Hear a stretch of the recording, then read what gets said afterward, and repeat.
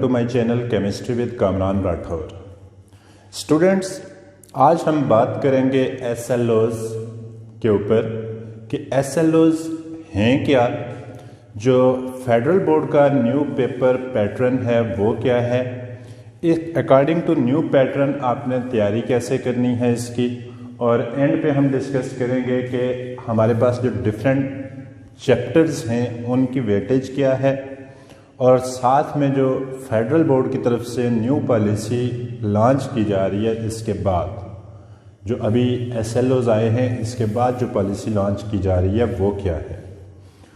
तो students, SLOs के ऊपर सबसे पहले बात करते हैं। तो SLOs क्या हैं? बेसिकली SLOs है स्टूडेंट लर्निंग ऑब्जेक्टिव्स।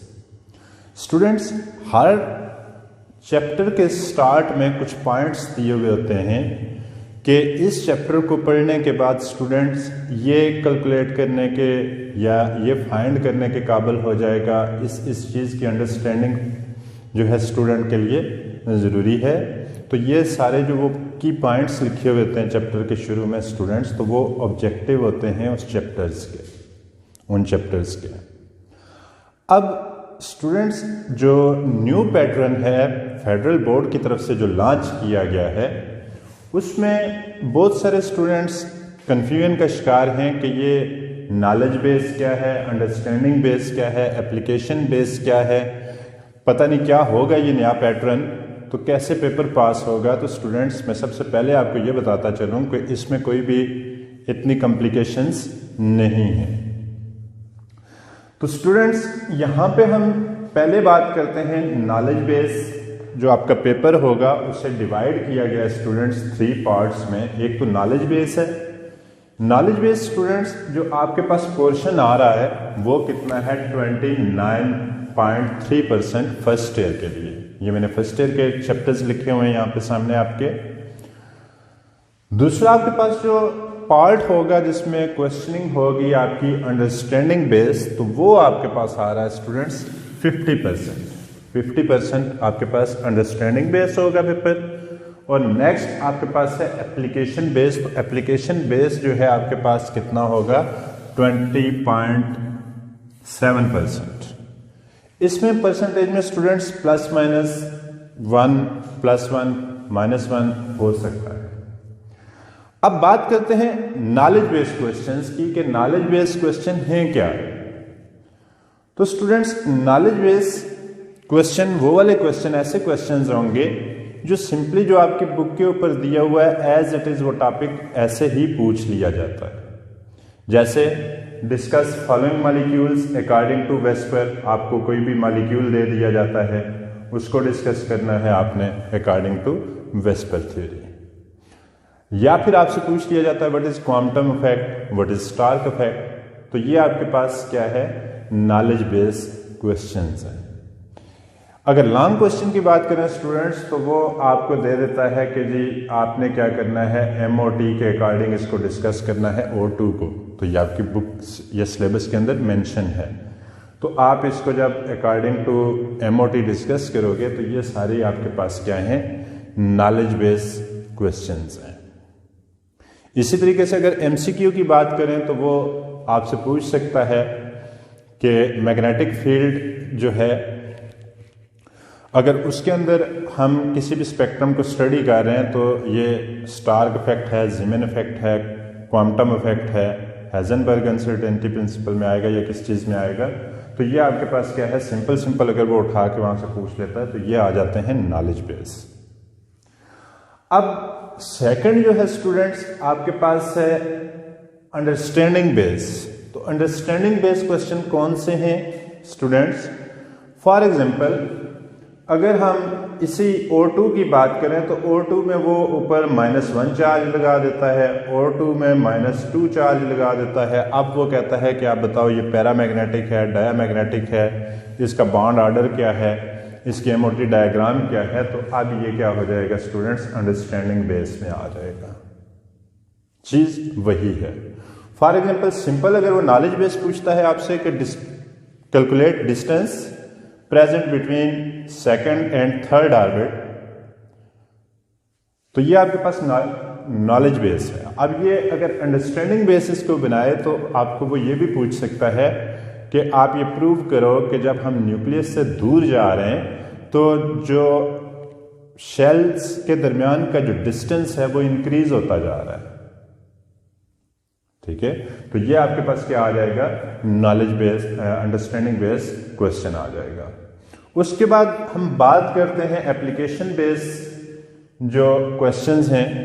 तो जैसे ग्राम्स लॉ ऑफ डिफ्यूजन है, उसमें वो आपको बता देता है जी कि आप फलां गैसेस हैं तो इनके रेट ऑफ डिफ्यूजन फाइंड करें, या ये बताएं कि कौन सी गैस तेज़ मूव करेगी, कौन सी कम मूव करेगी। तो ये एप्लीकेशन बेस है। या कोई न्यूमेरिकल उठा के वो डेटा आपको दे देता है तो उस डेटे को देखते हुए आप जो है उसका आंसर फाइंड करते हो। तो ये सारे किस में आ जाते हैं, एप्लीकेशन बेस में आ जाते हैं। अब स्टूडेंट्स अगर हम यहाँ पे देखें, हमारे पास ये मैंने यहाँ पे टेबल ऑफ स्पेसिफिकेशन ड्रा किया हुआ है कि किस चैप्टर की कितनी वेटेज है। तो यहाँ पे आपके पास ये कितने मार्क्स के क्वेश्चन आएंगे कौन से चैप्टर से, तो ये इंपॉर्टेंट है स्टूडेंट्स। एक तो आपको इससे क्लू मिल जाएगा कि कौन से चैप्टर ज़्यादा इंपॉर्टेंट हैं, कौन से चैप्टर्स जो है कम इंपॉर्टेंट हैं, और किसको कितना हमने टाइम देना है, कितना प्रिपेयर करना है। ये चीज़ें सारी इस टेबल ऑफ स्पेसिफिकेशन से आपको मिलेंगी। सबसे पहले फर्स्ट ईयर के चैप्टर की बात करते हैं स्टूडेंट्स। हमारे पास है स्टोइशियोमेट्री। तो स्टोइशियोमेट्री आपके जो है पेपर में वेटेज कितनी है इसकी, 8 मार्क्स इससे आएंगे।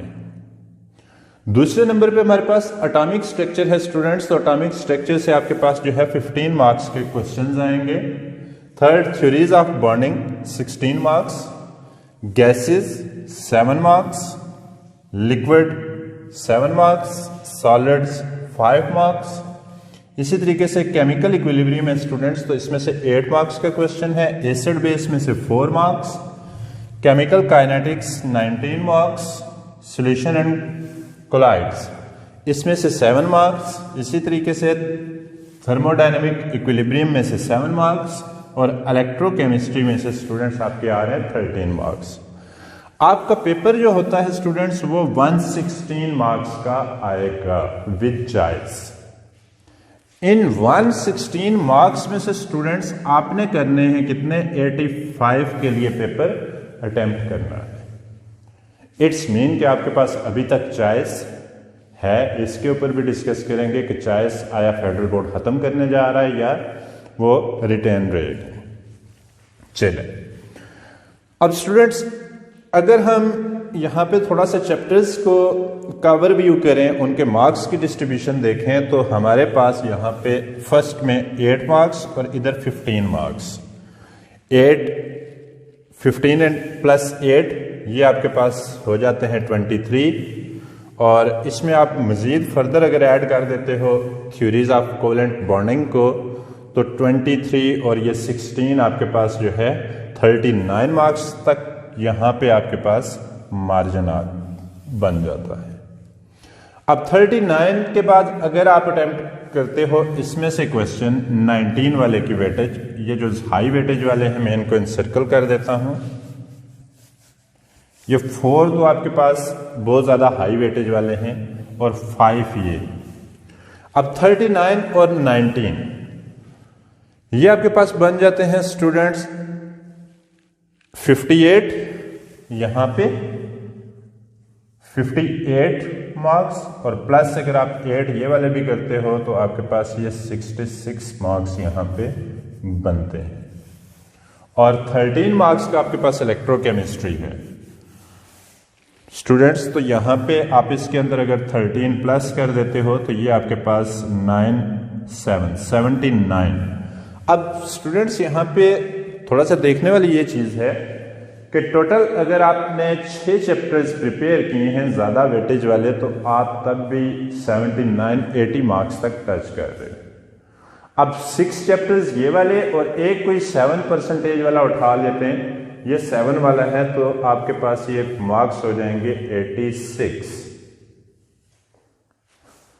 तो स्टूडेंट्स इट्स मीन के आप जो है जो ज़्यादा वेटेज वाले चैप्टर्स हैं उनसे फ़ायदा उठा सकते हो इसमें।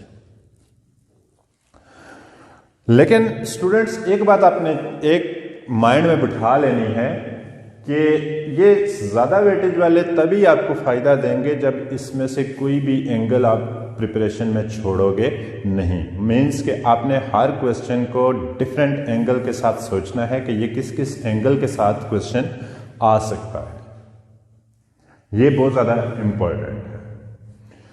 उसके बाद स्टूडेंट्स बात करते हैं एमसीक्यूज की। तो एमसीक्यूज में इस मरतबा जो आपके पास पैटर्न होगा एमसीक्यूज का, तो एमसीक्यूज में पहली चीज़ तो ये है कि आपके पास 4 ऑप्शन होते हैं, A B C and D options होते हैं। अब स्टूडेंट्स पहले तो ये था कि स्टूडेंट्स ऐसे करते थे कि एक ही कंप्लीटली फिल करके आ गए अगर कोई स्टूडेंट ब्लैंक है। अब उन्होंने ये किया है स्टूडेंट्स कि जो आपके एमसीक्यूज होंगे तो 25% आपके पास क्या है, ए वाले ऑप्शंस होंगे, 25% आपके पास बी वाले ऑप्शन होंगे और 25% ही क्या होंगे, सी वाले ऑप्शन और 25% डी वाले ऑप्शन। तो अगर स्टूडेंट्स हम 17 क्वेश्चंस का 25% ए बी सी डी निकालते हैं तो इट्स मीन ए वाले 4 से 5 एमसीक्यूज आपके आएंगे। इसी तरीके से बी वाले जो जिनके आंसर बी होंगे वो आपके पास 4 से 5 होंगे, जिनके आंसर सी होंगे वो आपके पास क्या होंगे, 4 से 5 होंगे, और जिनके डी वाले होंगे उनके भी 4 से 5 नंबर के क्वेश्चंस आएंगे। ठीक है स्टूडेंट्स। तो एक जो स्टूडेंट बिल्कुल कंप्लीटली ब्लैंक है तो वो अगर ए वाला ऑप्शन 17 के 17 एमसीक्यूज के लिए ए वाला ऑप्शन क्या करता है, चूज करके आ जाता है, उसे इंसर्कल करके आ जाता है ए वाले ऑप्शन को, तो वो भी 25 4 से 5 नंबर वहां पे क्या कर जाएगा, सिक्योर कर जाएगा।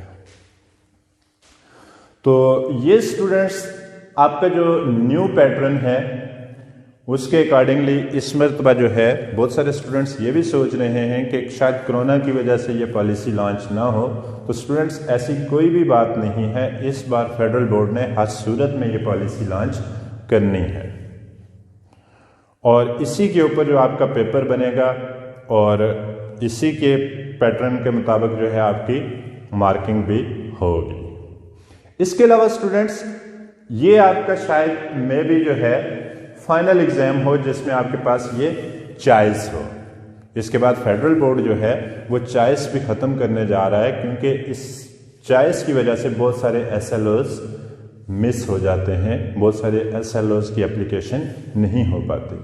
तो एक उनके पास ये भी है। अब स्टूडेंट्स फेडरल बोर्ड को ये चॉइस ख़त्म करनी चाहिए या नहीं करनी चाहिए, क्या ये स्टूडेंट्स के को फेवर करेगा या नहीं करेगा, तो इसके लिए नीचे कमेंट्स में मुझे लाजमी बताएं। और जिन स्टूडेंट्स को सेकंड ईयर की ये टेबल ऑफ स्पेसिफिकेशन चाहिए तो वो भी लाजमी कमेंट करें, ताकि मैं नेक्स्ट वीडियो जो है सेकंड ईयर की जो क्वेश्चनिंग है knowledge based, understanding based, application based, उसके ऊपर मैं डिस्कस करूं और साथ में टेबल ऑफ स्पेसिफिकेशन भी डिस्कस करूं कि कौन सा चैप्टर ज़्यादा इंपॉर्टेंट है। और स्टूडेंट्स जल्दी से इसका स्क्रीनशॉट भी ले लो और अपनी बुक के ऊपर ये जो वेटेज है इनकी ये लाजमी चैप्टर्स के साथ मार्क कर लो, ताकि आपको जो है जब आप प्रिपरेशन करने बैठो तो परसेंटेज उधर बुक के ऊपर आपके सामने लिखी हुई हो, तो इससे आपको बहुत ज़्यादा फ़ायदा होगा। अगर आपने मेरा चैनल अभी तक लाइक और सब्सक्राइब नहीं किया तो मेरा चैनल लाइक करें, सब्सक्राइब करें और बेल आइकन पे ज़रूर क्लिक करें। और स्टूडेंट्स मेरी ये वीडियो बाकी फर्स्ट ईयर के स्टूडेंट्स के साथ भी शेयर करें, ताकि उनके माइंड से भी ये कन्फ्यूजन दूर हो सके। एसएलओज कुछ भी नहीं है, जस्ट आपने अपना वे ऑफ थिंकिंग को क्या करना है, चेंज करना है। इस तरीके से आप डिफरेंट वेटेज को देख के आप इजीली अच्छा स्कोर कर सकते हो। Best of luck students.